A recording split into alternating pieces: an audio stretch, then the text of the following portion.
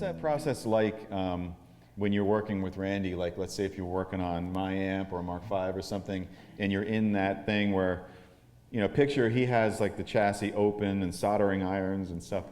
What are you doing in that situation? What's that relationship like? Like, you commenting on tone? You playing and commenting on tone? Playing, and usually when we're working, we're usually working on one specific thing at a time. Okay. You know, and like one sometimes element it'll go for a day, and sometimes it can be a year on Yeah. that one thing. Yeah. I mean, I remember on the rectifiers, we sat there for a year, and I mean, to the point where I was going to get tinnitus from F sharp, go, go, go, go, you know, literally, right? we did not. All for you. I mean, yeah, I mean, literally. So it just depends, you know, what you're working on, but yeah, just that's amazing. We pick out one little thing and we work on that, and then, you know, we do A/B it with stuff. Right. So you're playing now. Randy plays piano, keyboard. Yeah, Randy plays everything but guitar, which is great for me. You know, I'm really lucky. He plays, you know, sax, flute, piano, organ, drums. He was a drummer originally in the 60s and stuff. And but, you know, he's got incredible ears. And one thing I think is really magical about our company is that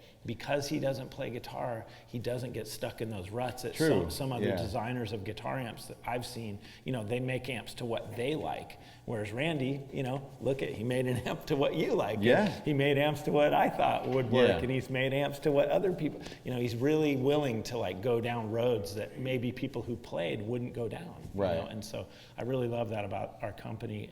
That's amazing. And so, yeah, the process is basically, for me and anyway, with him, it's just been one of, you know, okay, let's we're feeling something down this road, let's go, and we'll pick, you know, one part of it, and we'll just, you know, for my role, it can be hard sometimes because you want to play, especially if it starts to sound good, you want to play, but you can't play. You have to just focus on what, you know, what the job at hand is. And then when you're all done, if you're really feeling it and it's really inspiring you, then that's great, you can play. And then my gauge always has been, if we're hitting magic that a lot of people appreciate, not only can other people come in the room and just flow, and just, you know, because really, my whole thing about my role at Mesa Boogie is to make sure you can flow, you know, make sure you can channel, make sure you can, you know, get to that place in your playing that you wouldn't normally be able to get to, you know, without the help of that.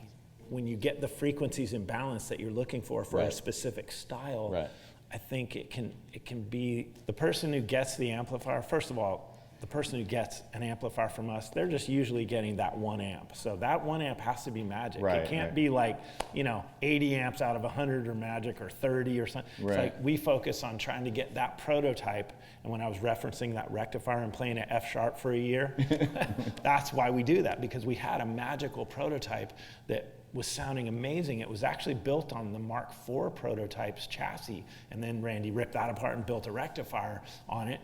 I didn't know that. Yeah, cool. In like 1989 or something, we had it, and it took us about 8 months or so to get it really amazing. And, you know, ironically, we were aiming for the 80s hair metal thing, which was ending. And by the time we got it finished, it took off in the Seattle grunge thing. Well, the funny thing is that's what happened to Dream Theater. Yeah, really? Yeah.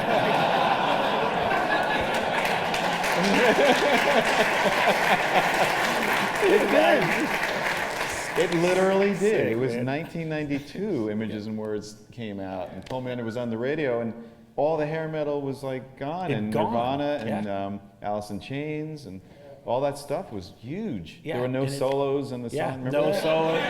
It was just octaves, right? Octaves moving. Octaves moved. Yeah. And so it's like, oh you know, I'll show you. Yeah. But what I was going to say is that every amp has to be magic. And so, you know, when the person opens the box, pulls their amp out, it's got to be magic. It's got to give them that feeling that they paid all their hard-earned money to get. It's like it should take them to another place, you know, and make you forget all the day-to-day and stuff. Yep. So that's why when you get when you get a new Boogie, and I've had this feeling now for many years. I remember getting my first one, and the box comes, and you open it up, and it's packaged beautifully, and it looks beautiful. You turn it on, it sounds amazing. It's because of all that went into it. So it takes a lot. That is like serious. And then, you know, bring the things on the road, and they're on trucks and everything else, and they work every night. That, you know, they're built like tanks. So.